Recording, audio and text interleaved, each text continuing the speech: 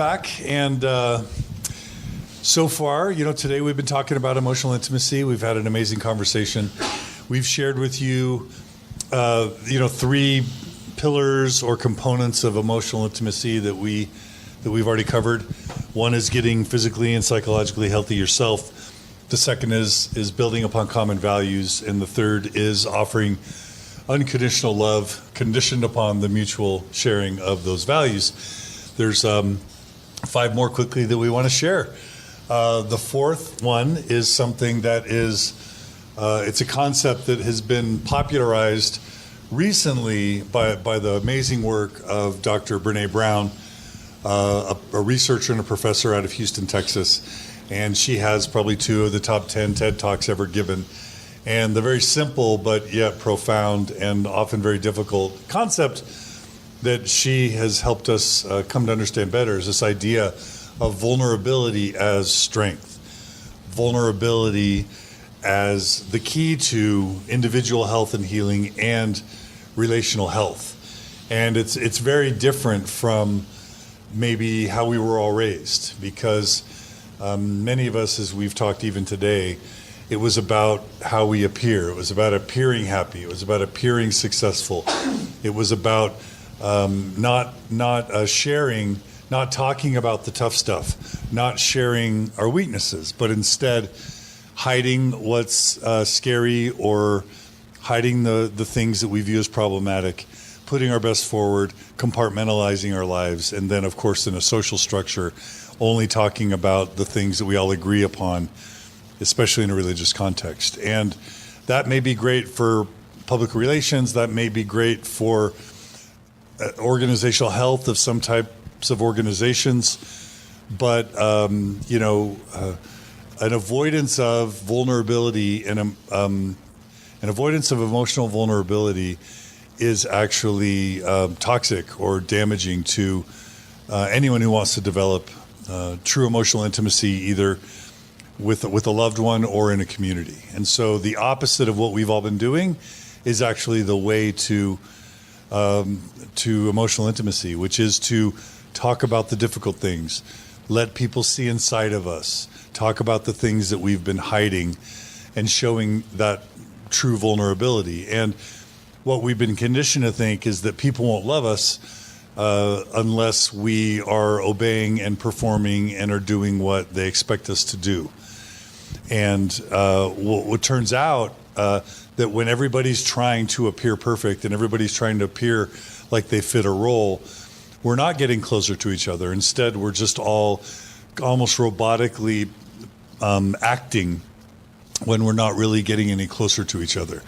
And the opposite dynamic is actually what brings people closer together. And we've seen it here this weekend. The minute that people start tearing up, the minute that they start sharing their weaknesses, start sharing their problems, start sharing where they're broken, we feel emotionally connected to those people. We develop love for them, we develop affection for them, and we draw closer to them than maybe we have many people that we've been in the same ward with for 5 or 10 or 20 years. What's always astounding at these retreats is because of the vulnerability, sometimes people forge closer relationships in 2.5 days than they do with people that they've known for years, if not an entire lifetime. And that's the power of vulnerability, and this is true in our deepest relationships. Instead of only putting our best self forward, instead of hiding our problems and our weaknesses, once we have a person who shares our values and is committed to unconditional love, and we're both in a relatively healthy place, that sort of lays the soil for planting the seeds of vulnerability. And I call vulnerability the gasoline in the engine of emotional intimacy, or the seeds. And if we feel safe enough to plant those seeds of vulnerability, what we'll see is the emotional intimacy sprout. So this is probably the most important of all the 8 steps in terms of what actually fuels the emotional intimacy. Natasha, how would you add? What would you add? Something just happened with my computer. Okay. So I think that one of the really important ways of how to do this is to learn the difference between vulnerability language and information. So I think a lot of times you might walk away from something like this and say, okay, I'm headed to vulnerability, and you go home and you sit down your mom and you're like, I've decided to leave the church. And disaster ensues. But I was being vulnerable. Right? And so that's information that it would be helpful in the vulnerability equation to clue your mother in to the idea that you are entering vulnerable space. And you do that not through information, but through sharing feelings. So, Mom, I'm really feeling very nervous about sitting down with you right now. I'm a little scared. I want to talk about something that's important to me, but I'm not sure how it's going to go. Do you see the difference between kind of, lubricating your information?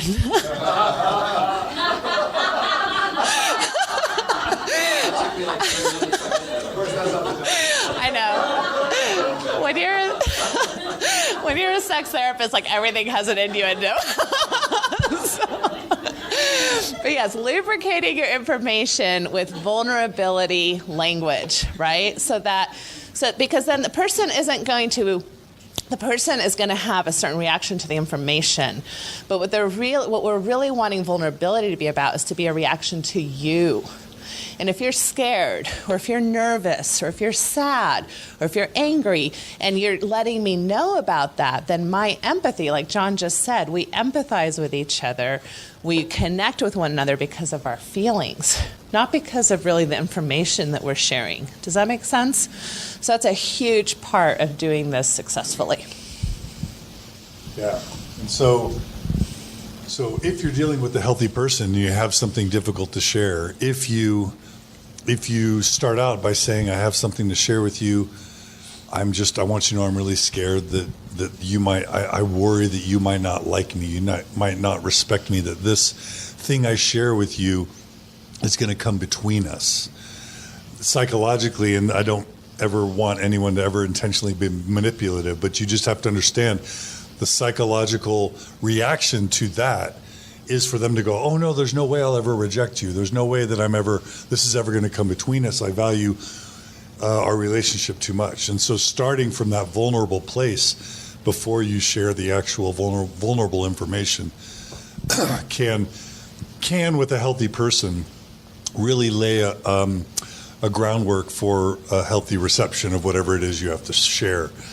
I'm going to be vulnerable and talk about the powerful combination of unconditional love with vulnerability, and it has to do with my relationship with Margie, and she just left, so that sucks. But, or it's good. But this is an example that some of you will relate to and some of you won't. But and I'm going to talk about masturbation for just a second. So. I'm a bit of a weird Mormon in the sense that I actually never masturbated before marriage. I was able, I just took the church that seriously, and my parents actually it was never a topic in my home. I was never told not to.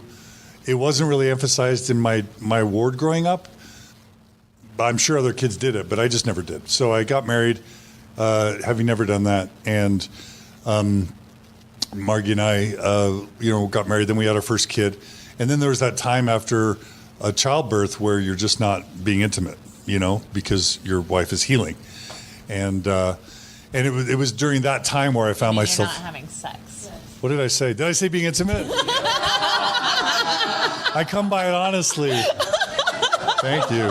We weren't having sex. Vaginal intercourse. You're not having penis and vagina intercourse. PIV. PIV. Wow.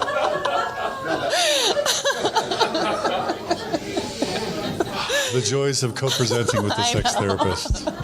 Because sex is a lot more than penis and vagina too. So there you go. It was a period where we weren't having sex, and I just found myself in the shower one day, and I masturbated, and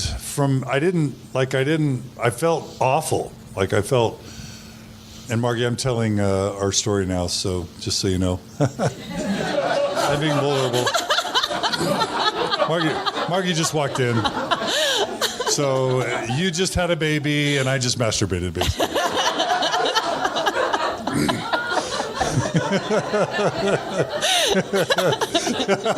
Are we in sync? Are we good? Are we good? So I of course was mortified because I'm like, wait a minute, how did I go all the way to marriage, and now I'm doing this in a marriage context? So I felt super guilty and shameful about it, and of course I didn't tell her. I'm certainly not going to run down and tell my wife who just had a baby, like, look what I just did, you know. So I just, I did what I did. I hid it. I compartmentalized it away, and I'm like, well, I won't do that again. And okay, that was just a one-time thing. And then, just whenever, if we would be in a fight, or if I would be on a business trip, or if we, for some reason, if I was feeling like I needed that, I would start turning to that occasionally, right? And then over time, when YouTube came out, somehow I stumbled on to, not naked pictures of women, but just like women kind of walking sexy or dressing sexy or kind of like being suggestive, and that would help me obtain a release. And so I started looking at images, and long story short, 5, 10, 15 years into it, I would occasionally look at images and masturbate. Once a couple weeks, once every 3 weeks, once a month, whatever it was. But the more important point is, I just carried this incredible shame about it every year, and we never talked about it. And the weird thing is, the more shameful I felt about it, and I was going to church during this whole time, the more shameful I felt about it, the more I would try and not do it. But then the more I tried not to do it, the more I would do it.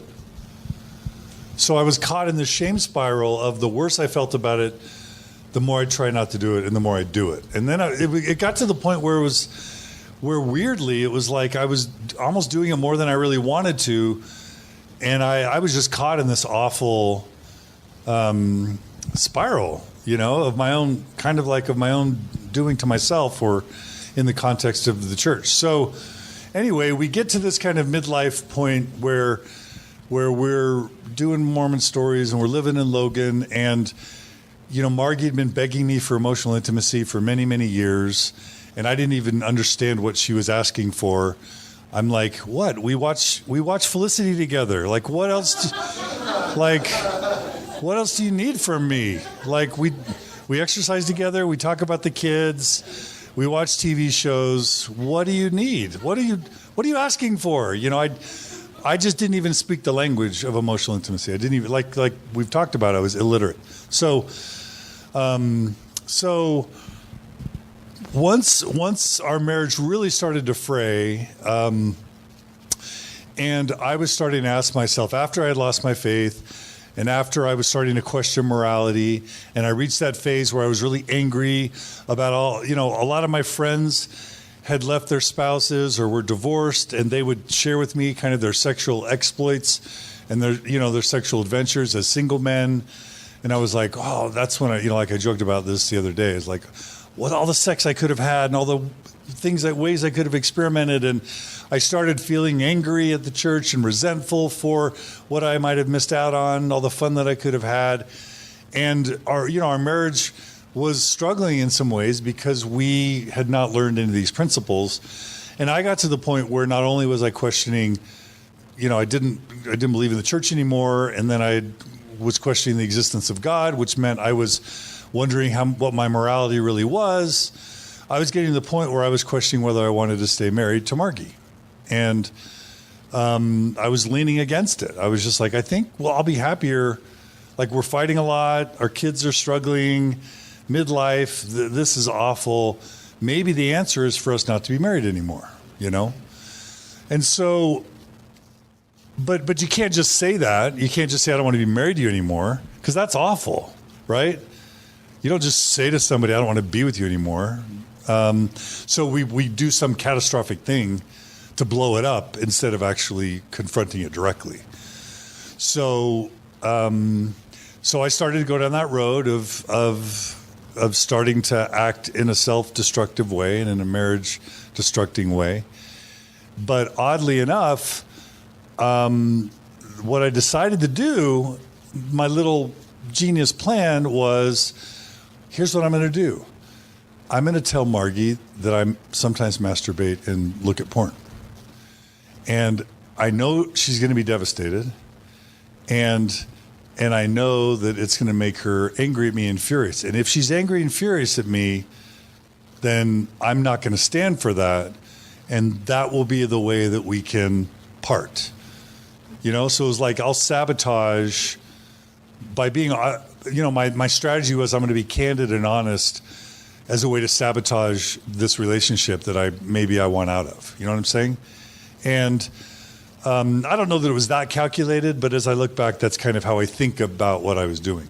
So I did that. I sat her down one day, and this is how I remember it. Margie, you may remember it differently. You can respond to this dialogue if you want, this monologue. But I sat her down and I told her, I said, Margie, sometimes I masturbate and I look at porn. And just like, the way I remember it is immediately the tears just start streaming down her cheeks. And I see the devastation, or at least I perceive devastation in her face. And I'm thinking, yes, I'm not really thinking that way because I'm breaking her heart. But at the same time, I'm like, this marriage isn't going great and I'm looking for a way out. And this is all kind of going like I thought I would. You know what I mean? And that's kind of what we think, is that if we don't do what's right, if we don't follow the rules, the love is conditional. But what I experienced was not that. Of course, Margie was hurt about that, to hear that, and to hear that I'd been doing that for so many years, and that we hadn't talked about it. And of course, she had been conditioned to think about that as meaning maybe that I didn't find her attractive, or maybe I was being unfaithful, because some people associate pornography and masturbation with faithfulness, or, insecurities that she may have had, or, whatever was going through her mind that made her cry. There were good reasons for that. But after she kind of gained her composure, and this may have not been the exact same day, the way she responded really took me by surprise. Because she was like, it wasn't a shameful response. She didn't shame me. I didn't feel like she thought I was a bad person. She kind of got curious about it. And she was like, well, I love you. And the only thing I just want to say is, is there anything we can do in our, sexual intimacy, emotional, is there anything I can do so that I can meet your needs in any other way that we can, whether it's frequency or different ways we can try different things. Like, I just want you to know, I always want you to feel like I'm interested in sex when you're feeling like you want that. So it wasn't like, don't do that anymore and you're awful. It was just, hey, what can we do to enhance our relationship so that you just know that I always want to be there for you. And again, I'm not saying that a woman should feel like it's her job to service her husband. I'm not saying that. But I am telling you what her reaction was to me. And it sounds, there's two things that are profound about it, at least to me. One was how, for the first time, I started feeling this unconditional love. I was just like, whoa, she didn't want to kick me out. She didn't shame me. She still loves me. And that was just like, I wouldn't have guessed that. I would have guessed this kind of would have been Armageddon to our marriage, but it wasn't. But the second crazy mind-bending thing, guess what it did to my desire to masturbate and look at porn? It decreased significantly. Where I was caught in that trap of trying to stop, but then doing it more, just to be told, hey, I love you. And hey, it's no big deal. And, if there's anything we can do to enhance our intimacy, I'm here. That took it from something that was like freaking me out. It was a problem and was always on my mind until like I kind of lost interest. And I'm not going to say I never did it again or I've never done it or, but my point is it fundamentally changed that whole trap that I was caught in. The combination of vulnerability, unconditional love and vulnerability. And it led to, oddly, some of the first cracking opens in our relationship where we were able to be vulnerable about other things, where we felt safe about other things. And it became one of the important inflection points for us healing a lot of problems in our marriage and climbing in terms of our marital satisfaction and connection.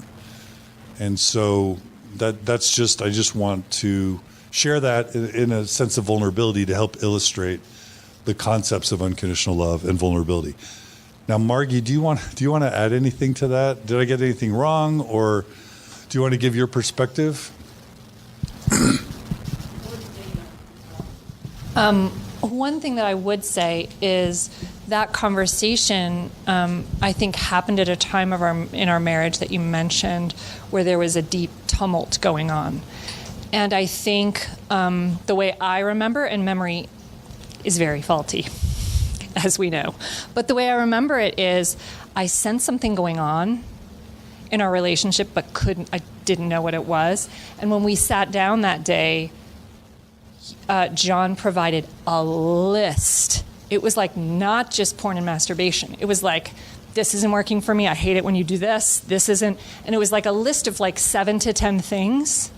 And what I realized was, and the crying was just this sense of like, oh, my reality actually is not my reality, right? I've been living, and I think it's important to know our marriage wasn't bad. Like, if I looked around, we spent more time together than other marriages.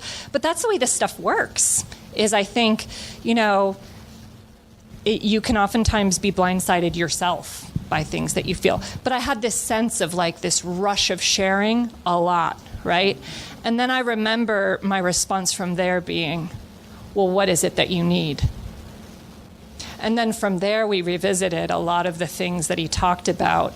And that was a shift in our marriage where I decided and what do you need to heal and what do you need, and kind of negotiating that in a way where we could really heal and rebirth the relationship. And part of that was porn and masturbation. And I actually remember at one point I said, if I just want you to know that if there's a shame component where you feel like you have to do it alone, that I'm willing to do it with you.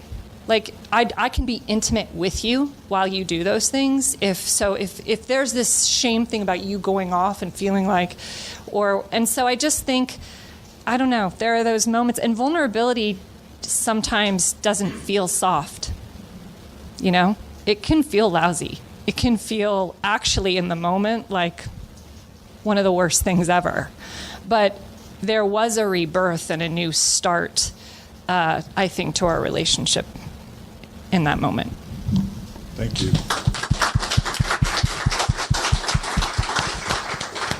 And of course, there were all sorts of ways that I was not meeting Margie's needs. And that obviously is something that we arrived at as well, that it wasn't just about my needs, it was about her needs and our needs.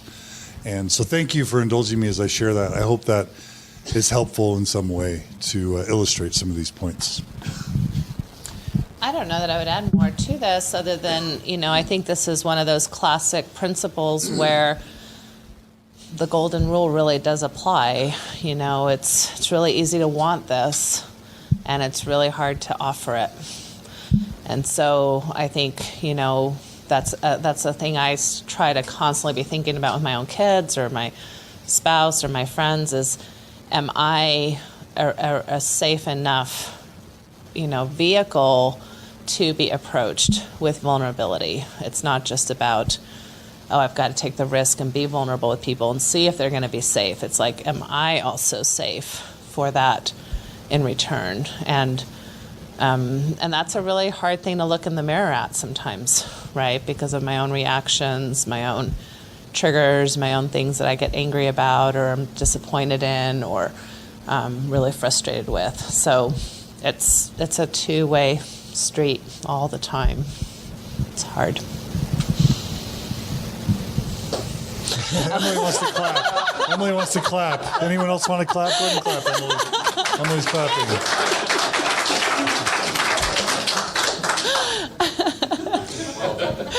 Thank you. Yeah, go. Yeah. So So, I know being vulnerable is important and everything, but coming from a place like, trying to just get my thoughts in order, like being vulnerable in my family growing up, like a lot of people would have thought we had this great family, and we do it in a lot of aspects for my parents, but it definitely was not a safe place to be vulnerable. Like I feel like a lot of manipulation type of thing happens.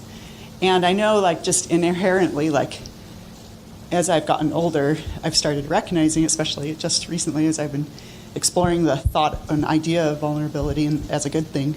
I just don't know, how do you even take steps? Because to be vulnerable, like, because, you know, for 40 years, I think that I've lived my entire life being very not vulnerable, and like the Mormon fake is very strong within me.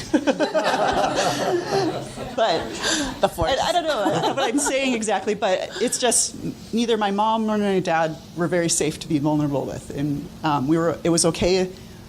Even though it was not spoken, I knew how I was supposed to react and act to things, and I've always kind of pushed against it and like hated that. But in a sense, I know that I have brought that into my own marriage, and so it's just one of those things. I'm like, I totally agree with you, and I love it, but I don't even know, how do you even do that? I don't know. That's all. Oh, that's a really good, question. Just a few thoughts as you were talking. I mean, I think that back to the spectrum thing, finding who are the safest people in your life, you know, to start practicing that with so that you can build upon positives. Another thing that's really something that comes up in therapy a lot with a lot of people, especially going back and trying to do repair attempts with parents or abusers or, you know, people that you feel like really harmed you. And some people really want that chance to go back and be able to confront something. A big part of the work that we do in individual therapy in those kinds of cases is to make sure that process, that risk that you're taking is much more centered on your ability to do that and not focused on the result you're going to get. Because you can't guarantee the result. Some of these efforts go really well, like surprisingly well. You know, some people have been dealing with 10 years of secrecy, kind of like this, right? Where he thought, oh my gosh, the minute I say that, our marriage is over. And yet he sits down with his wife and has a very different experience than he expected. And other times, you know, you're thinking, oh my goodness, I'm going to take a risk. I think it'll probably go okay. And then you're devastated. You know, like my father said he wouldn't even believe me if I was sexually assaulted, right? So you really, one of the tricks maybe is to visualize yourself offering vulnerability and have that be the space where it's successful and not allow the response to necessarily be such a measurement stick because you don't have any control over the response. And then you can also visualize yourself with a positive response or a negative or neutral response. How would I then, it's kind of like playing chess, right? You think ahead a few steps, right? And so it's kind of like, well, if this were to happen, what could I then say? Or if this was to happen, how can I kind of shut down the conversation and go self-soothe in some way? Or is there a support person I could go then talk to? Or, you know, so have kind of some strategies in place to help you not be so dependent on the response. Margie wanted to say one thing, and then Jay. Margie, go ahead. Did you go over levels of relationship already? Okay, so one thing, maybe you mentioned this, did you talk about it with regard to vulnerability? What I'll say is this. In a recent interview I was listening to with Brene Brown, she was talking about, wow, like I brought up this concept of vulnerability and now everyone is just being vulnerable all over the place, right? And this is just not what I intended. So what I meant was basically definitely go for vulnerability, but the people we're vulnerable with should be worthy of it. And that's a really important piece, because I find, particularly with coaching, you'll have people, particularly family, right? Family's a really tricky area with regard to this, where we're talking about a mother or a sister. So we have this idea it's a close relationship. But if you apply the level of relationship, let's do the 1-5, 1 being more surface, 5 being deep, it's really a level 2. But we're going in at a 5. And it's really important, I think, just to kind of check that. If it really is a level 2, let's try, it's healthy to go in at a level 2, right? So we're keeping the level 5, and that kind of goes back to your question in my mind, is it's easier to be vulnerable with the people who have already done right by our vulnerability. That gives us this sense of success, right? And being cared for and having it really received in the way that we so deserve. So level of relationship is a great thing to consider when it comes to sharing vulnerability and who we share it with.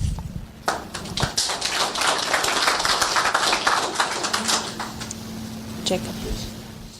Thanks. So I think that, Margie, you actually addressed what I was going to ask about, and that is that I wonder if we could speak to the level of healing that comes from just the act of trying to be vulnerable, even though the response could be really negative, maybe in some ways. Because I know that Emily and I, we've worked to be vulnerable in our relationships, and with family members as well, have had that discussion about, what kind of an outcome do we expect to get from this sort of thing. So I guess if I try and dial that more in, is how do you make the differentiation between it's better that I just not even make this attempt if it's going to be negative, or I'm going to make the attempt, it's probably going to be negative, and I hope that it helps me, or maybe it helps me more to not do it. I don't know if that's clear or not. So. Well, there's no right or wrong necessarily in this process, and some of it we find out through practice, right? So if I do something once or twice and it really doesn't give me the results I'd hoped for, that's information I can now do different things with. And some people may decide not to take the risk at all, and then that, if you can again kind of frame that from the perspective of where's that decision coming from as far as my risk cost benefit analysis per se. I guess what I would say is that this is the power of framing it. So, so much of the work that we do is cognitive behavioral work, and that's really choosing a different story or a different way to think about it. So if you're going into a vulnerability risk or exercise with the idea of, I'm going to feel proud about myself that I even took this risk, and I'm kind of working against my own proclivities, that I'm trying to better myself, and then the success isn't even related to what happens, right? Then the success is like, wow, I stepped out of my comfort zone, I did something different, I tried something new. The results of that really doesn't have anything to do with your primary success then at that point. So I think framings are really an important way to think about this. Would you be comfortable telling us a little bit more about the relationship you have in mind when you ask that question? That will help us answer your question a little more. Is there a person, and you don't have to give names, you don't have to necessarily identify the person in a way that you think would not be safe, but whatever you can tell us about the issue and or the person that still is safe helps us with formulate a response. Okay. So, and push me over or reach up, turn the mic off or something. Emily and I have spent a lot of time in our marriage talking about her relationship with her mom, and yeah, and I know that there's a lot of pain there. And we're not really sure the best way to address that. And my fear comes from, I don't want it to get worse for Emily. So that's, I think we know that there needs to be some sort of communication there, or some sort of just acceptance of how it actually is. But how to get to that point in a way where it's a healthy and a good thing, we don't really know how to make that journey. And so my question really was designed, I was thinking about that. I was thinking about, is this something that we need to just divorce ourselves from and just accept it? Or is there a way through this? Because I'm very uncomfortable with how the outcome could affect us. Yeah, beautiful. And this is really, we have a couple people already wanting to respond. Let me give my quick response, and then Becca, and then Fred. There are a couple values that I'm hearing coming into play. One is the value of authenticity with Emily's mom, potentially, right? There's another value of safety. How safe is it to be authentic? And in this case, there's your safety, but then there's also her mom's safety, because sometimes it can be devastating to a parent to hear that their kid no longer believes or is struggling with something. And another value that I often like to introduce here is the value of compassion.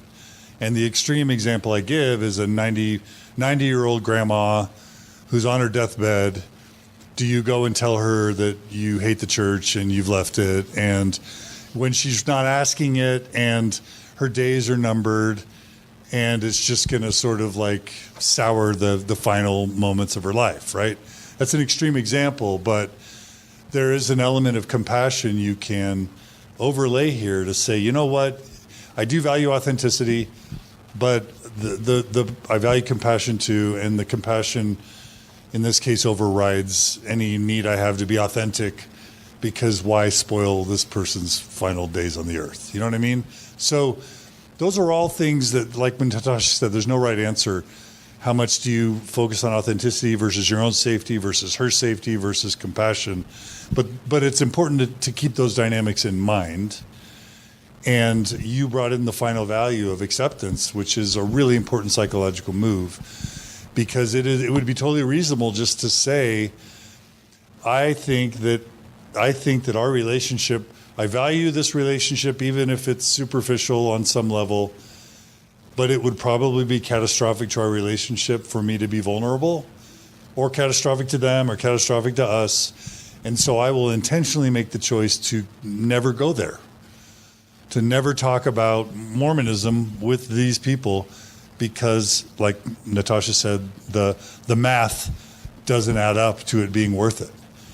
And then there's another component to that, which is the level of disclosure. It's one thing to say the church is a total fraud and I hate it and I'm never going back. It's another thing just to say, hey, our relationship, and we talk about this in the Gift of the Mormon Faith Crisis. We'll talk about this in our presentation about communicating with believing family and friends. But there is a move that just says, hey, love Sandwich, love you, you've been a great parent. I'm so grateful for our upbringing. I love the church in so many ways. Our relationship with the church has kind of changed a little bit. And I won't go into any more detail than that, but I love you. And then the other part of the sandwich, I love you. We're the same people. We're committed to parenting and our marriage, and we love you and all the good things about the church, but our relationship with the church has changed. And then never going beyond that. Because you really do communicate all that needs to be communicated, which is things have changed. But then you don't go into the detail that could be more devastating. So those are all, we're not going to be able to give you the formula or the answer, but balancing some of those values can be important factors for whatever you end up deciding. Did your relationship with your mom change significantly with the faith transition, or was it always a difficulty? Or does she know? They know. It didn't. I feel bad because I would rather. This is so central on just one person. It's a weird relationship. It didn't change much. Who's here to think about their relationship with their parents? Okay, so Is this Okay. helpful to everybody? Okay. Okay. Well, No, my main thing is my relationship with my mom and my parents has been strained for years and years, my whole life, probably. I used to be.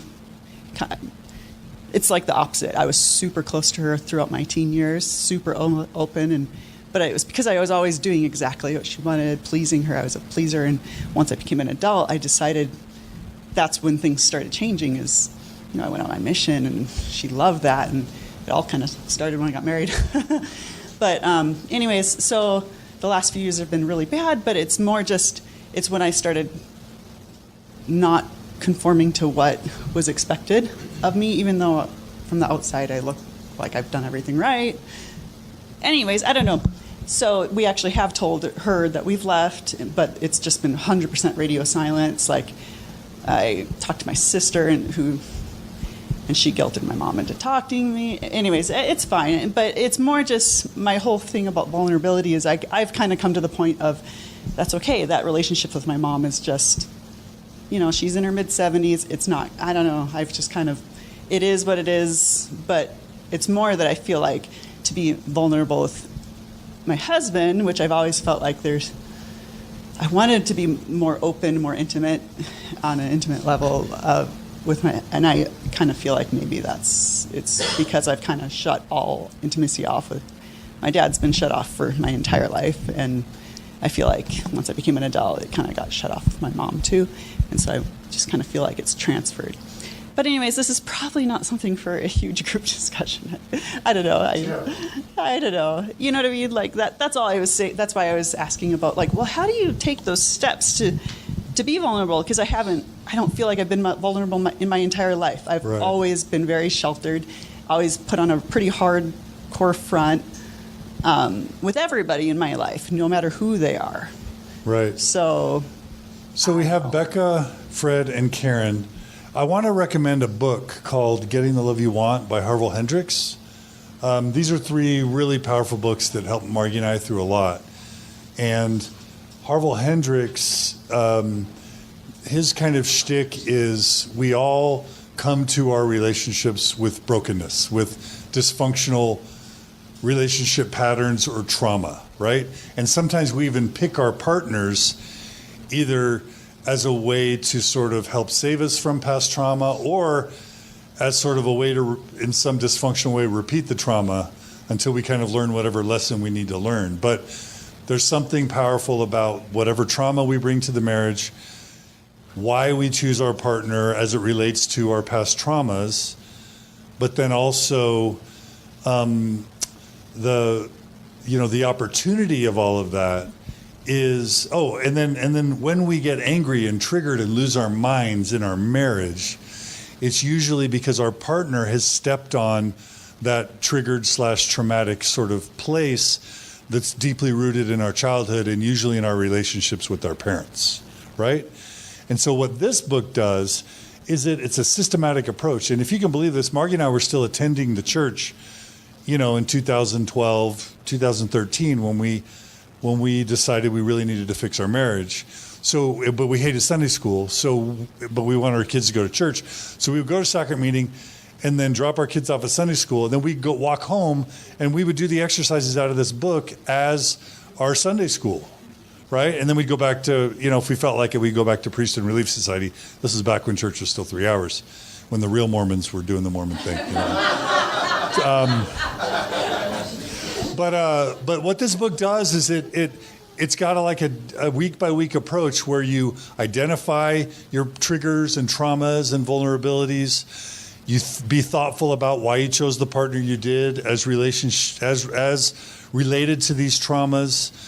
You then practice talking about these sacred places, talking about why we get triggered, talking about why we're triggering the other, and then practice the vulnerability that leads to the healing. And so I just want to recommend that book as a really great resource for you and your husband to be able to practice identifying and healing from the types of things that you're responding. I don't mean to just push it off on a book. Margie, would you agree that could be useful? Okay. About 15 years ago, my siblings and I found out about our dad having this double life. The whole time he was in high council and bishopric and expecting a lot from us of, expectations of, you're going to get married in the temple, you're going to do this, you're going to go on missions. We were like the perfect family at church. And So if anybody's watching this today, they'll be like, what? And so I'm a little freaked out because my parents are both very much alive. But so I hope they never find it. But if they do, it's okay. I'll still live, or I'll move away. But anyway,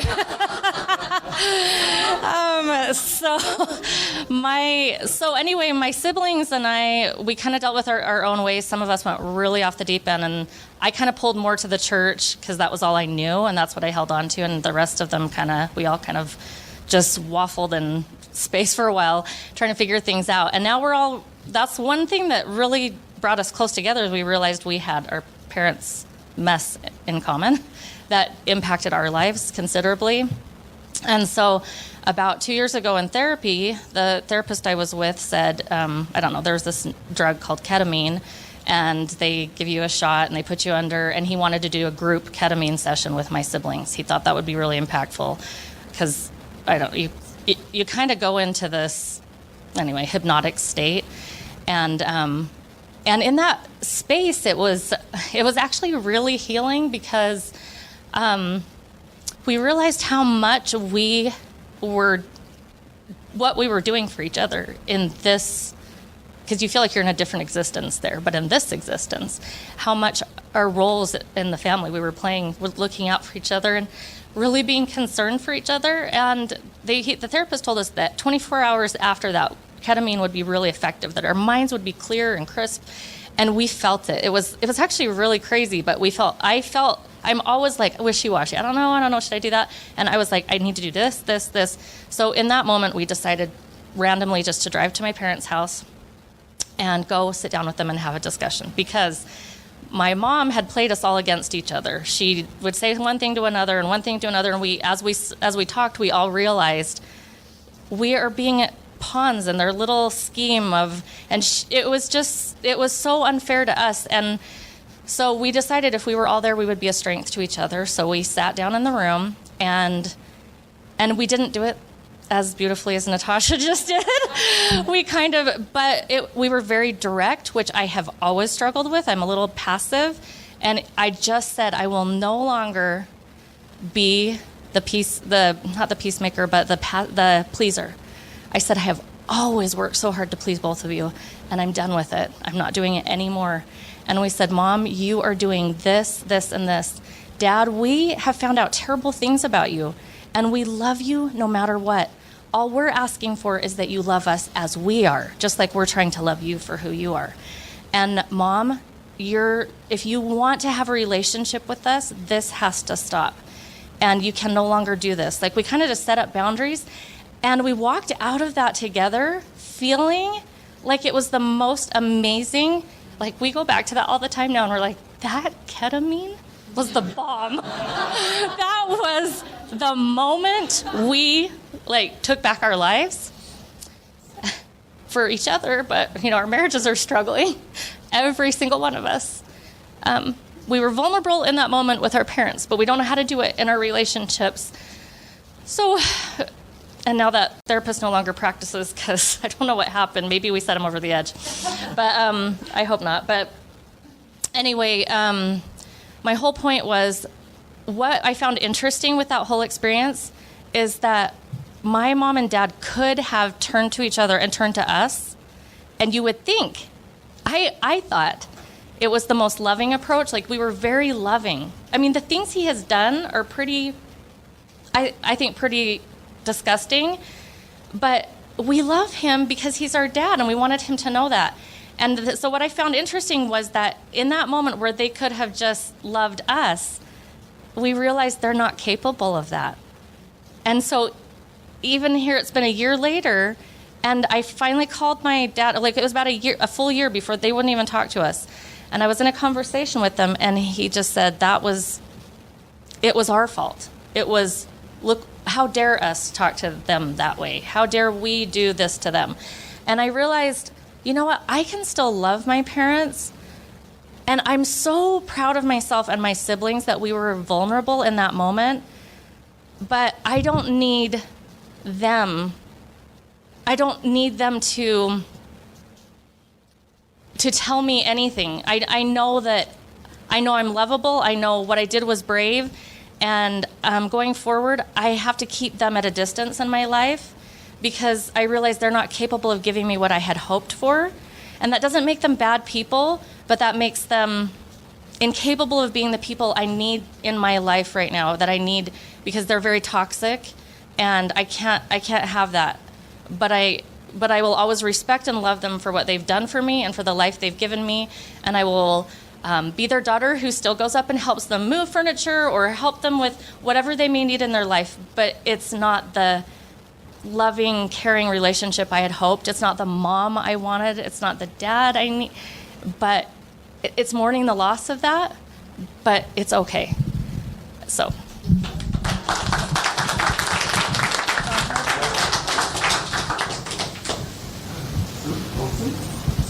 The things I wanted to share have been covered 10 times over. Just nothing right now but gratitude for everything that's been shared. Karen, did you still?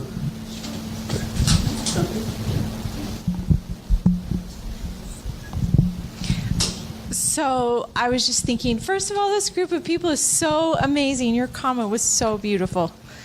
But so my little brother, when he came out of the closet, my parents handled it so badly that when he came out of the closet just to them and to me, we were the only three that knew, and his mission president. My parents handled it so badly that when he came out to the rest of the world, nobody knew. My parents refused to even admit that he had told them that they had known all those years ago. And they were really horrible to him. They did a really poor job. But in like a moment of vulnerability, when my child, many years later, told me that she was my daughter instead of my son, I kind of went to my parents knowing my child is going to be coming out to the world and they have to know before the rest of the world knows. And I cried and I said, I'm about to tell you the hardest thing, and maybe it will kill you, because my dad was 90, he's almost 91 now. My mom was 86 and now she's almost 87. And they shocked and amazed me by being nothing but loving and supporting of my child. And I look back at that and I know that my little brother paid the price for my daughter now, because my parents couldn't accept something all those years ago, that now because my brother paid the price for it, my parents now could be loving to my child. So this really horrible thing that you're going through with your mom, other people in your family are going to follow after you, and other people are going to come, and maybe your parents will grow up and will expand, and your mom will become a different person through your love and through just you being you. So maybe she can show up maybe sometime in the future for someone else in a way that she couldn't for you. And this other thing, you can be everything to yourself that your mom wasn't to you, and you can be everything to your own children that she wasn't capable of being, because you now know exactly what you need to do differently. And you are so warm and beautiful, and you totally have this.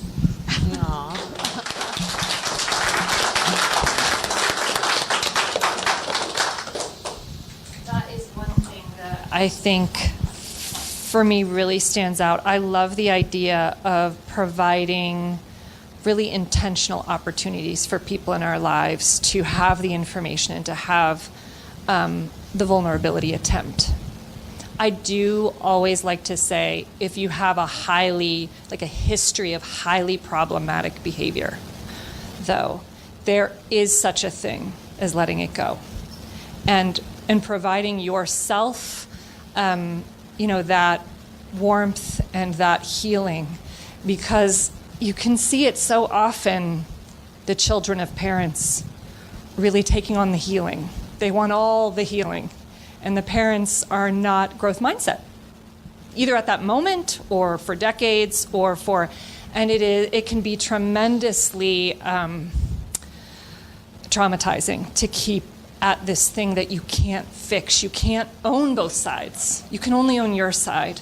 And so I just want to be really direct about that there are times when you've got to drop that rope too, and you've got to release it. And the best you can do is really, like I was saying before, kind of go back to yourself and say, can I mother myself? How can I be that mother I so am worthy of? And sometimes, friends can be that. I have amazing friends as well that give me such nurturing love. We get to be that for each other. And then it is that, just like you were saying, with our own children, sometimes that's the healing we get, is that you get to really step into empowerment and say, it stops here. It stops here. I'm doing something different. And so that wound I have, I can't heal that through this relationship, but I will heal it through my daughter. And I will definitely offer the love that I so was deserving of to my son,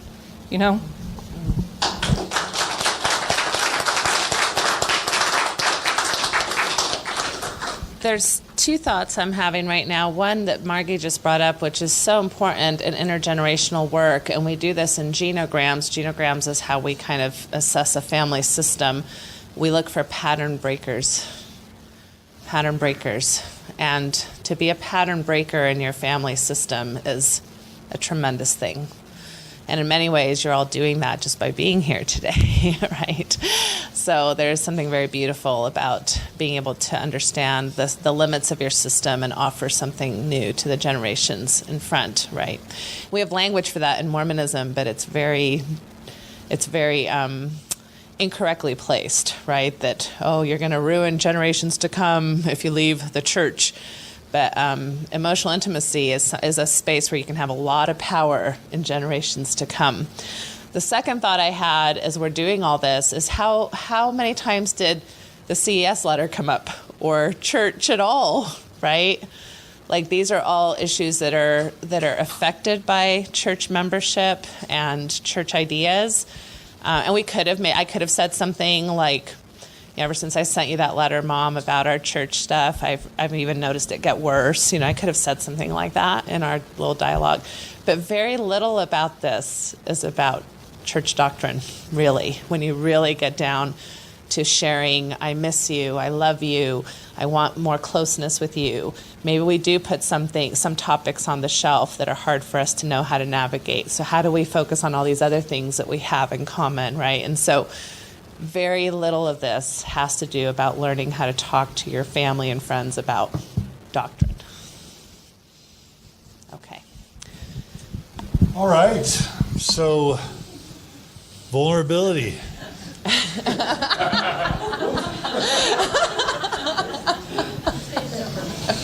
It's a 2 good hours thing. later. Go get it. Go do it. Go for it. It's good. We need it. All right. There's only 7, not 8. I've been saying 8 all along, but there's only 7 today. I don't know how one got lost, but 5, component 5 that we're offering today as a tool for emotional intimacy is develop a meaningful friendship by spending quality time together regularly. This is something John Gottman really emphasizes in his book. Again, I'll reference that book. It's called The 7 Principles for Making Marriage Work. Natasha has an entire amazing presentation on marriage that's built at least in part on the work of John Gottman. There's a really great, if you guys watch or listen to the Dax Shepard podcast called Armchair Expert, Margie lovingly asked me to listen to this episode with Dax Shepard and John Gottman. So to and from this retreat, I've been listening to John Gottman, and it's really good stuff. But he emphasizes that couples who do really well together spend quality time together. And I would recommend as friends. I would recommend that book, just flat out, relationship-wise. I think the principles relate to parenting, and even if you're single, you're going to have relationships. I would get honed in on those skills. Not just for marriage, just for, even though it says 7 principles for making marriage work, I think it's a great book for just relationships Human in general. relationships, Yes. And it talks about contempt, and it talks about stonewalling, and it talks about criticism, and what he calls the 4 horsemen of the apocalypse of relationships. And but we don't have to dwell a lot of time here, other than to say, it's really hard to develop emotional intimacy with somebody unless you're also just spending meaningful time together. I remember when Margie and I were during our separation, I told them about our separation. During our separation, we sought a coach, Liz Dalton. We love her. And she gave us this rule, which was, okay, while you're courting again, trying to decide if you want to stay married, you're to go on a date once a week with each other. And I forbid you to talk about anything that would ever cause you to have conflict during that date. Your date is purely for fun and enjoyment. And no talking about anything serious. You're forbidden from having any conflict during that date. And all you're allowed to do is like go to a movie or go on a walk or have fun or go out to eat, whatever it is, you know, but you're forbidden from any conflict and you're only allowed to have fun. And it was weird. It's like, whoa, we have to be told don't have conflict and we have to be like shamed into just enjoying ourselves. But, you know, that's kind of stuck with me. And so I was working with a client just the other day and his wife, a couple, and they were really struggling over mixed faith marriage stuff. And they realized that before he had his faith crisis, they had a weekly date together, a date night. And it didn't even occur to them 9 months later, after the faith crisis and all the trauma that ensued, that they had stopped having those date nights. And those sorts of things where you just find a way to get away, take a little weekend, take a night away. Margie and I, we thought we had to go to Mexico to have a great getaway.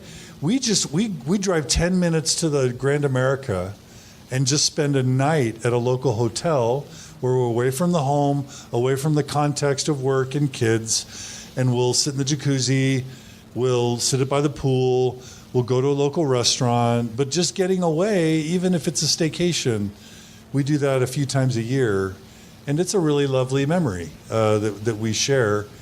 And so if you want to develop a good emotional intimacy with somebody, have fun with them, have joy with them, develop regular, meaningful investments of time. Because it's more than just serious relationships and vulnerability and all the heavy and sadness that comes with being vulnerable and receiving that. It's just also learning how to enjoy each other. And time is a limited commodity, so please don't feel like you're supposed to be at a 5 with everybody. You know, you can't really do that. Choose wisely who your 5s and 4s are going to be.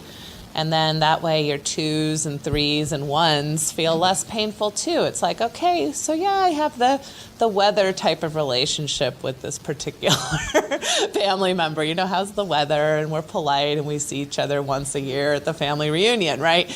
And even though there's maybe sadness in that and you wish it was different, it's okay. Not every relationship has to be at a 5. Turning this to the conversation about children, because I know many of you are thoughtful, mindful about your relationships as parents with your children.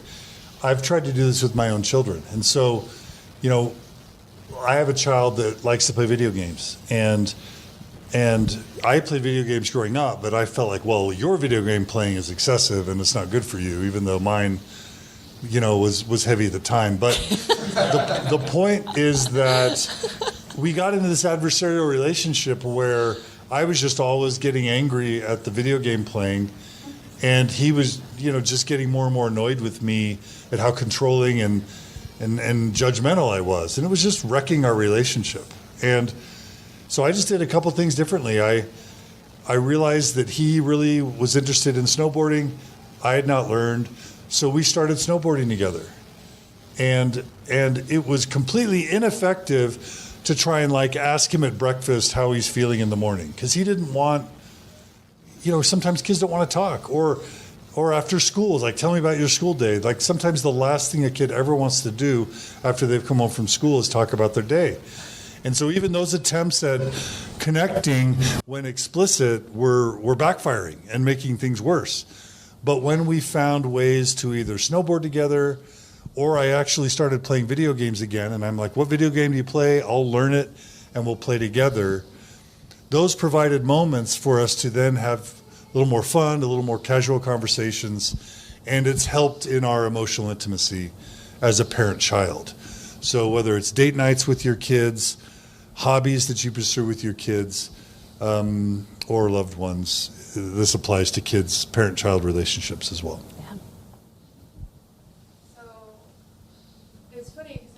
Slide, I was like, okay, but quality time needs to be underlined because, You know, we go on dates and we just go to dinner and a movie, and it's not like quality. We don't have deep conversations. And then as you go on, I'm like, wait, the word quality to me has a different meaning for me. It's like, oh, we have to be having deep conversations. We have to be vulnerable. We have to do, like, that quality time is like, has to be quantified by, like, how deep and how emotional we get.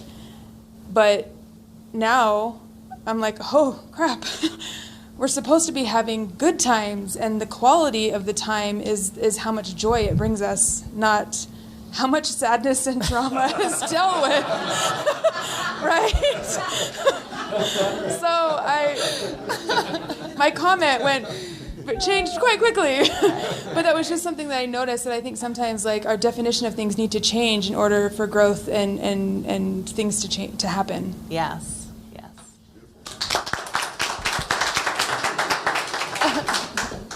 Other comments about this point? I just want to quickly say that after I left the church and Jacob was still in, that we decided to have dates where we did not talk about anything church related, because it was so painful. And even though I so wanted to talk about it, I mean, I wanted his thoughts, I wanted his feelings, and we weren't really talking about it any other time. And so it seemed like a great avenue. And so we just sort of made a rule, like, we hardly see each other.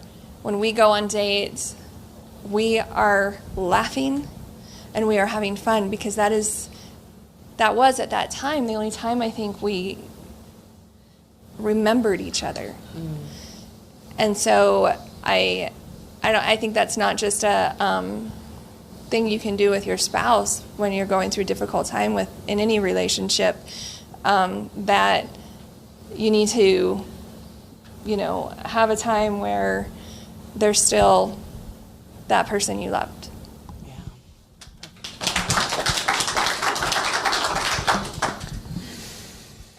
All right. Number 6, evolve into a fierce commitment to the other's well-being. And this is something, as I watched couples go from Orthodox couples to mixed faith couples to, high conflict couples to eventually really, really healthy couples, there's this point in the marriage, for whatever reason, where each person's defending their own side, their own turf. It's like, well, you work too much and you don't spend time with me. And then it's like, well, I'm earning a living and I need to work because you spend all my money. And so there's this, like, there's turf, right? And you're defending it. You're defending your turf. Well, I believe, and you broke the contract. And it's like, well, I'm just seeking truth, and you're blind and you have your head in the sand. And just this idea of each of you defending yourself and kind of attacking the other. And what I've seen as transformational that many couples don't see as a possibility, but it's some of the most inspiring work I've ever done, especially with mixed faith couples, is when the couple is able to work through everything we've talked about to get to the point where, instead of the believer defending the believing turf and the non-believer defending the non-believing turf, each one is defending the turf of the other. In other words, let's say there's a mixed faith couple and one of the kids starts trashing on people who aren't faithful in the church. It's an extra order of power if it's the believing partner that says to that child, hey, there are people who don't believe for really good reasons. There are people who stop believing because of abuse they've experienced, or because of integrity, or because that's what their soul tells them to do. And it's the believing parent that reprimands or instructs the child about showing more love and tolerance about non-belief. And imagine the flip side, where a kid becomes secular and a kid starts mocking believers. And it's the non-believing partner that says, hey, child, that's your believing mom you're talking about. Don't make fun of belief. People who believe, it's important to them, and those beliefs are sacred to them. And again, it's the non-believer who's making that argument. And so if you can keep in mind the goal of working towards the point where you shift from defending turf to defending the other person's position, you'll know that you've really not only understood where they are, but shown to them that you will fight for their position and the right for them and the validity of them to hold the place that they hold. And so we just offer that up as a goal so that any relationship you have that really achieves kind of a level 5 or a 10, depending on your scale of intimacy, this is a characteristic to kind of strive for. I'll just share a little bit of what you would probably talk in the communicating with believer people, but this is a very important principle when talking to your believing family and friends. So starting off again with the sandwich approach of, I don't want to do anything that would put your testimony or your beliefs or your ideas feeling threatened or feeling like that's not my intent, that's not my agenda. Sometimes we've got to watch that because it is our agenda. So we have to be really mindful about our own agendas. And again, do we want the believer to send us the Ensign articles and to send over the missionaries and to send over, we don't want that. We don't want to be convinced away from our positions that we feel like we've come to honestly. So can we offer the same in return, right? Like my only intent in sharing anything is only for understanding, communication, vulnerability. It is not because I'm trying to attack where you're coming from. So this is a really important aspect. It can also be a really important aspect in divorce. And this is really hard because there's nothing that brings up turf wars more than divorce or the idea of separation. So can I still be committed to your well-being outside of our marriage, especially if we have children? And can we really give that type of role modeling to kiddos? And there are a lot of separations and divorce around faith transitions just because it's one piece of oftentimes you're having to relook at your entire relationship at that point. So it's really a very high level concept that I think really teaches us what maybe I would call true religion, to really be able to do this. Yeah.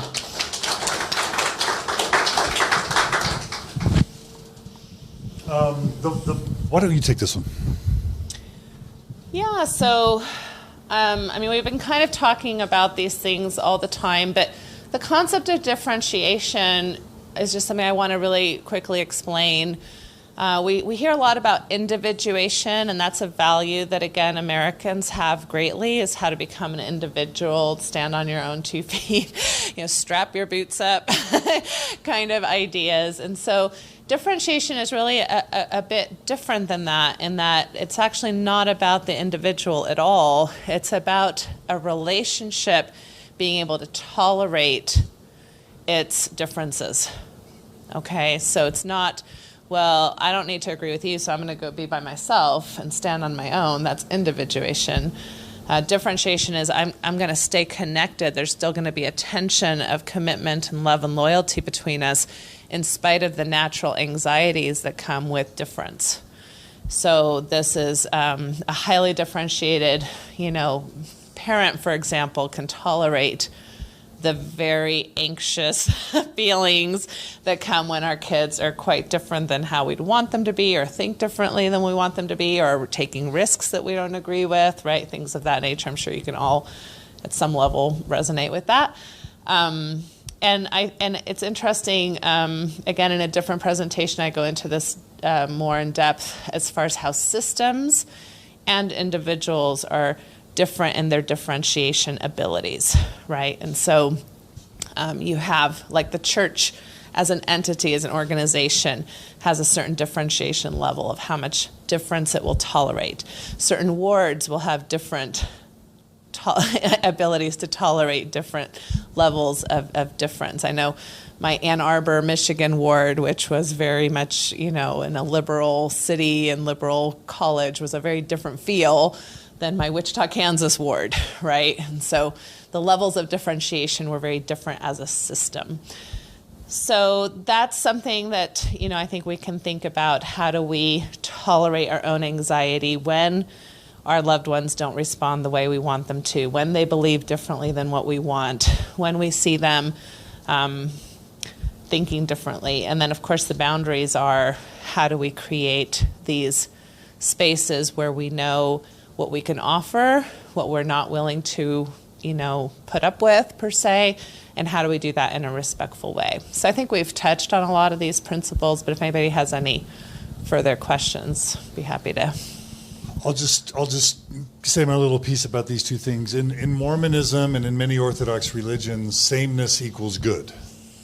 If we're the same, if we dress white shirts and ties, skirts, shoulder, all the different look, haircut, right, behavior, that's good. Oh, somebody's got hair that's different, or too many earrings, or drinks the wrong beverage, they're bad, right? That's fine. Military is an example of maybe an institution where there are reasons for sameness being good. And again, corporations or churches or whatever, I can understand from an institutional perspective why the need for identity or for conformity, for, an obedience culture.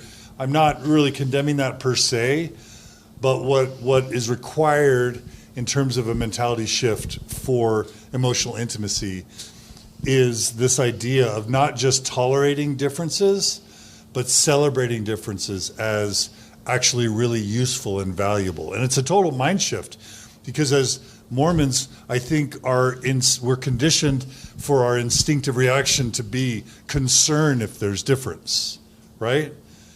I'm always like, it's been really perplexing to me whenever I go to a party with post-Mormons and there's alcohol, how really uncomfortable many post-Mormons are that I don't drink. And it's funny, but it's also, I'm not talking about anything specifically that happened last night per se. But there have been people that I've known in post-Mormonism that, like, every time we're together, it's like, well, do you drink yet? Why don't you drink yet? And outside of Mormonism, you would never, if I'm at Microsoft in Seattle, no one would ever ask once. But if they asked once, they would never ask again. It certainly wouldn't be something that someone would ask over and over and over and over again. And there's a sense that I think, as post-Mormons, we still carry with us a lot of our Mormonness. We take our Mormonism and I with think, us. Yeah. And part of it's this binary worldview, and part of it is just this intolerance of difference. Why is my not drinking making you so uncomfortable? I don't judge you. It's not a moral position. It shouldn't matter. It shouldn't even be something that's brought up necessarily. I mean, it's okay if there's curiosity. I realize I'm a public figure. But it's kind of, I'm just struck by how uncomfortable sometimes people are at that differentiation.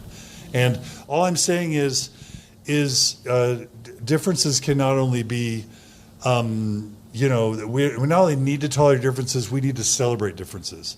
Think about the varieties of food that we have. Think about the way different cultures, different genders, not only just allow us to be more broad-minded, but inform and provide creativity or thought or expertise or insight that we would never get. A salad with lots of ingredients is better than a salad with just one or two. At least that's how I feel. Differences are great. So that is one important capstone principle for emotional intimacy, where you're not threatened by the differences. You embrace them and celebrate them. So if you're more analytical and your partner is more emotional, you celebrate that. If you're more introverted and they're more extroverted, you celebrate that, and you value the differences that you bring and how each of those differences actually enriches the relationship and helps teach the other different ways of being. Margie tends to be more introverted sometimes. I tend to be more extroverted. She's helped ground me so that I'm not like all over the world and neglecting what's most important. And maybe I've helped her get out of her comfort zone sometimes and meet new people or have new experiences that she otherwise might not have had. And so it's just an important principle. The second is boundaries. And I'll just say that in Mormonism and in life, sometimes we equate a boundary as meaning I don't love you. In other words, if I say I don't want to talk about that right now, or I need you to not do this that you've been doing, I think as Mormons, we have this reaction of like, well, you must not care about me, or you must not love me anymore, you must not trust me. You're not being kind, or you're not being or you're forgiving. rude, or you're mean, or I feel a bad thing, and that's the spirit of contention. So you're introducing contention into our, there's all different ways. And by the way, I think Mormons are famously awful at boundaries. And we get it from a very young age, where a 45-year-old man can ask a 12-year-old girl alone in a room where she might touch herself or not. And that's an extreme example, but there are all sorts of ways. Okay, it's not. Or how many of you women have noticed when someone's trying to see if you're wearing what undergarments you're wearing or not, right? They touch you, or how they touch your back, or they're looking at your, we feel comfortable asking people what underwear they're wearing. We right? ask about family We planning feel comfortable. inappropriately. Yeah. Why aren't you working? Why do you have so many, why don't you have so many kids? Why have you tried to have kids? What's going on? Why do you work outside the home? Just all sorts of things that in polite, educated company would be completely outrageous. It's like Well, including father-in-laws asking new prospects about pornography use. I mean, adult men, right? Being asked by their adult father-in-laws. All kinds of things. So yeah, we stink at boundaries. Yeah, we're We do. really, really awful. Tithing settlement is, how much do you give? Let's review how much you've given our nonprofit, voluntary, contribution organization, charitable organization. Have you given enough this year? Have you met your quota? That's just all. Other churches don't do that, believe it or not, right? So anyway, I've made the point. But the point is, we have to have a shift for emotional intimacy. A boundary can mean, and I get this from Brene Brown, Margie, through Margie. Brene Brown says a boundary can actually mean I love you. It means I care about our relationship so much, and you can say this to your mom or your dad or your in-laws or whoever, your spouse. You can say this to your spouse. I love you so much. I value our relationship so much. There's this thing you're doing that is causing me a lot of sadness and distress, and it's pulling me away from you. And I don't want to be distant from you. And so I am putting up a boundary, but it's not a boundary that says, get away from me, I don't love you, I don't like you. It's a boundary that says, I value our relationship so much, I'm going to put up this boundary so that we enjoy being around each other and we want to spend time together. And if you can respect this boundary, then we can go on having as good as or even a better relationship. If you can't respect this boundary, it might mean that I have to reduce the amount of time or the ways that we spend time together, because otherwise it's hurting me and it's hurting our relationship. And I know you don't want me to be hurt, and I'm hoping that you value our relationship, and so I'm going to ask you to respect this boundary. And, it goes back to that saying of good fences make good neighbors, right? That's the new way to look at boundaries. They actually mean I love you. I want to keep you in my life. And for us to, and I'll respect your boundaries, but I need you to respect mine. Does that make sense?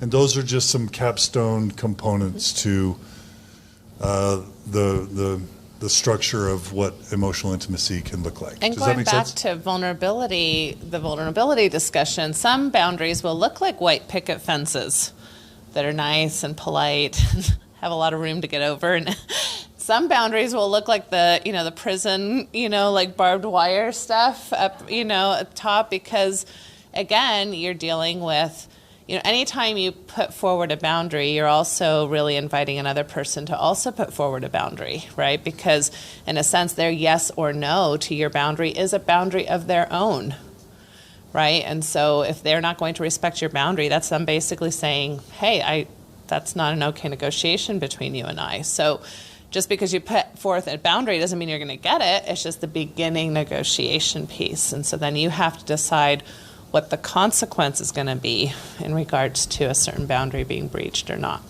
So hopefully we can have a lot more white picket fences than barbed wire, but yeah. Or brick walls. Will you share that with Margie, please? And whoever else is raising their hand. Just a real quick thing with boundaries. I think we oftentimes think about them with regard to other people.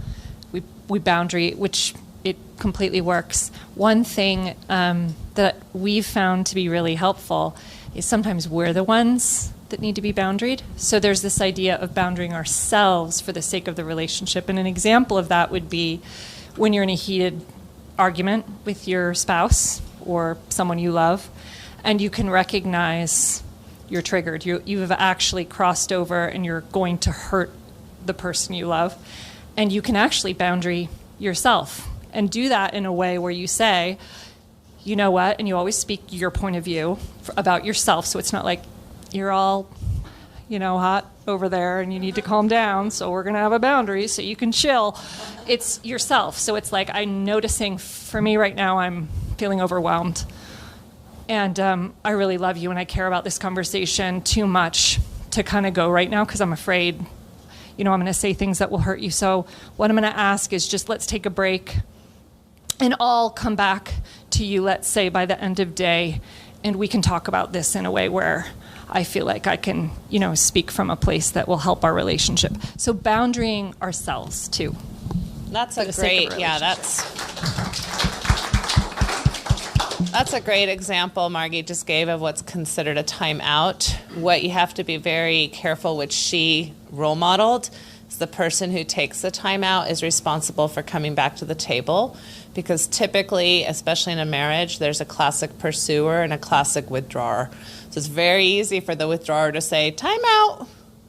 And for the pursuer to honor that is very difficult. And if the withdrawer doesn't build trust that they come back to the table, then the pursuer's like, well, why am I even going to honor that? You never come back to the table, so hell to the no. So, so if you're the one that's calling the timeout, make sure that you're the one that comes back to the drawing board.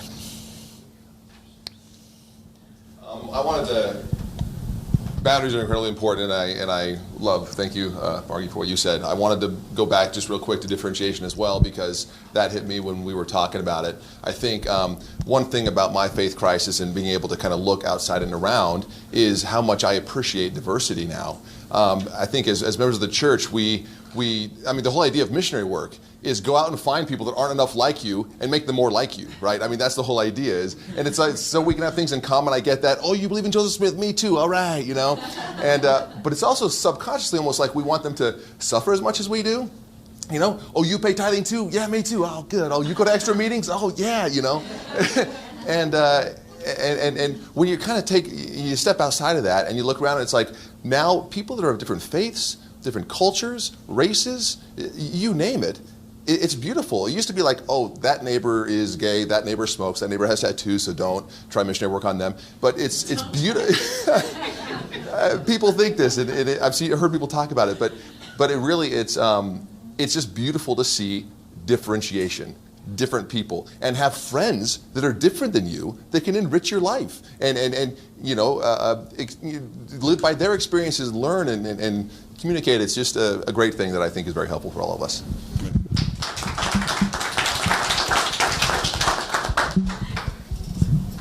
Okay. I also want to talk about differentiation. I can't say that word. Thanks.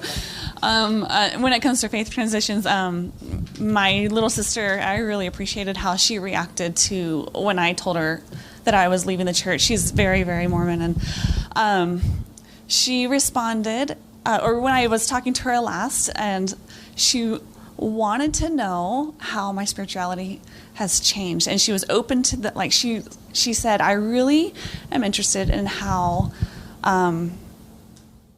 things have changed for you. And that really meant a lot to me, that she wanted to hear, and she was open to hearing a different point of view. And that I didn't put up any boundaries for her, but it was unspoken, and she knew that, not to proselytize me, and I don't proselytize her. And so she was able to have that healthy boundary between us, and also to appreciate that we have differences now, and she wants to know about them. And that meant a lot to me. I would say curiosity is a huge ingredient to differentiation. And that's a great example of that. Yeah.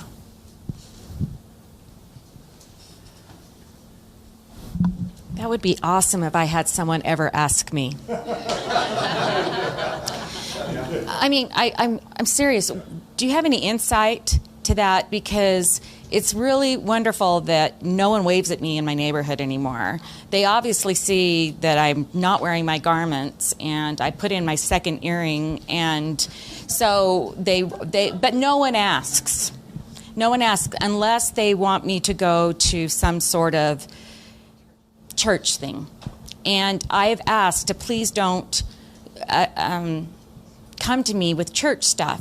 But that doesn't mean that I don't want to get to know you. But they don't want to, obviously, they don't want to know why. They don't ask me. They don't, what? What is that? What? Yeah. Does anybody have any insight? I mean, I feel so alone. I mean, searching, I was like so excited. I have a friend.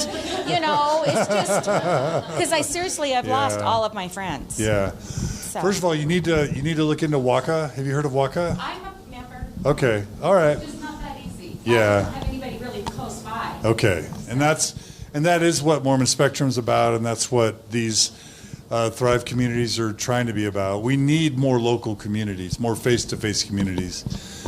What you just described is what I call the cricket effect. You know, we write as transitioning or post-Mormons, we write these exit letters. Sometimes there's longer than the CES letter, where we're basically, here's the 500 reasons I'm leaving Mormonism and why the church is a cult and Fanny Alger and peepstones and LGBT people and feminism and blah, blah, blah, you know, ad nauseum. And we put all this effort into it. We think they really care and they really love us and they really want to know, should I email my ward? Should I email my leadership? Should I email my siblings? You know, and for all the effort that goes into these huge exit letters, overwhelmingly the most common response is no response. And in my experience, the overwhelming experience with these exit letters is that they're not read. And the reason why they're not read, there's a simple reason and then a more complex reason. The simple reason is, well, they get a bad feeling as soon as they start reading it. And they're taught that, you know, if you get a bad feeling, well, that's the Holy Ghost telling you. It's not that bad feeling is like, oh my gosh, this is terrible and hard and uncomfortable and there are problems here and so I feel unsettled. Instead, we're conditioned to say, oh, I feel uncomfortable. That's Satan. So I have to stop. And they stop, right? But there's a deeper reason. There's a reason I pulled up this slide. It's, as we know, what religion emerges out of an attempt to answer these fundamental questions. And it wasn't an accident that I picked someone balled up in a fetal position in a corner representing what it feels like to not have answers to all these questions. And the reason why the cricket effect is so strong, in my opinion, is because people understand somewhere subconsciously that they're relying on the church to fill all these holes. And it's not simply just a matter of like, I really want to understand you better and I want to know you, right? It's if I talk to them, and this may be a subconscious process, but I think what's going on is they're basically saying, if I talk to them, the virus might spread to me, and then I am going to end up with my entire worldview unraveling. It could threaten my marriage. It could cause me to get fired. It could make my kids not want to be around me anymore. I could lose my community, and I could lose my comfort in an afterlife and everything that my entire life is based upon. And guess what? They're right. They could lose all that, as you all know. And so it's kind of understandable why the walls go up really fast, right? Plus the fact that we've all been conditioned to ignore information, to control our thoughts in only ways that are acceptable, to avoid any person that ever could be a threat to that, et cetera, et cetera. So you probably knew all this already, but that's why the cricket's response is so pervasive within Mormonism. Wouldn't it be amazing if all of our friends and family responded like, whoa, really? you're so smart and wise that if you're having questions, I want to know all about it.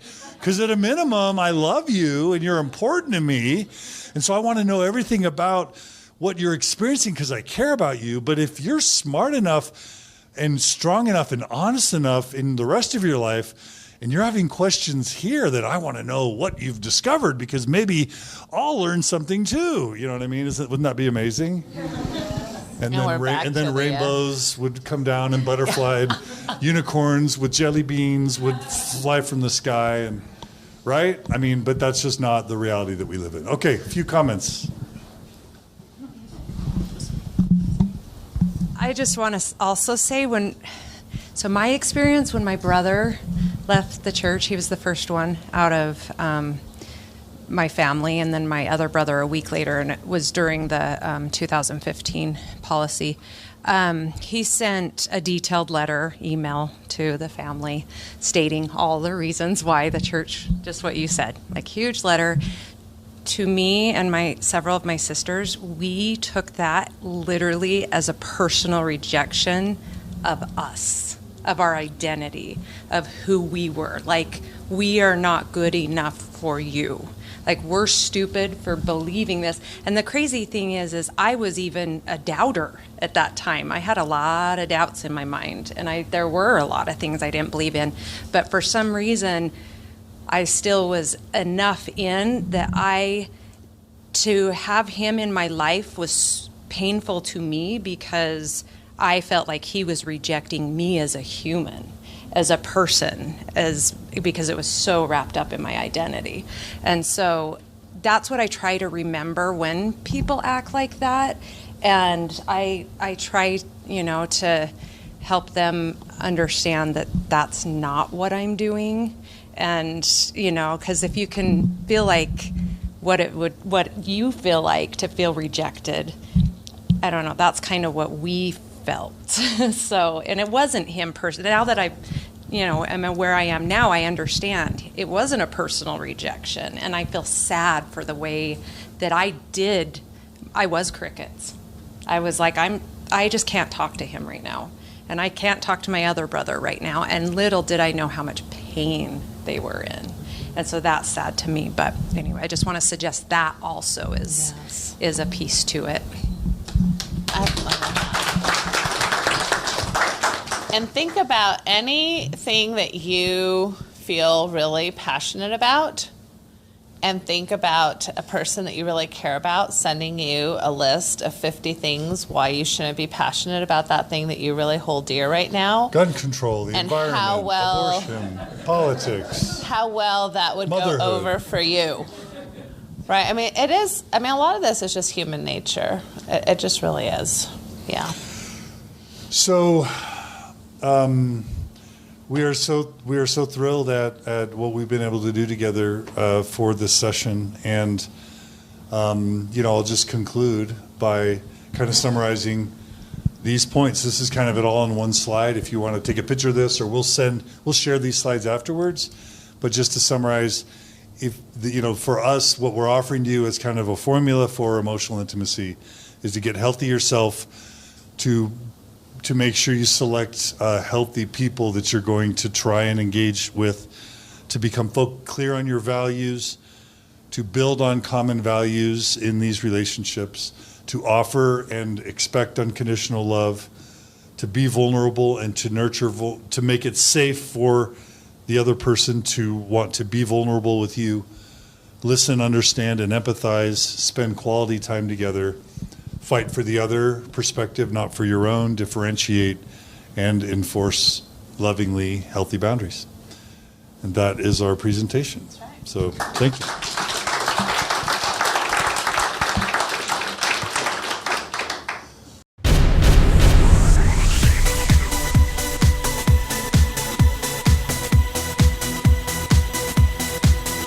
Hey everybody, this is Wayne Sermon from Imagine Dragons, and I would love for all of you to join me for the first annual Thrive Day, where we can heal, grow, and build community together.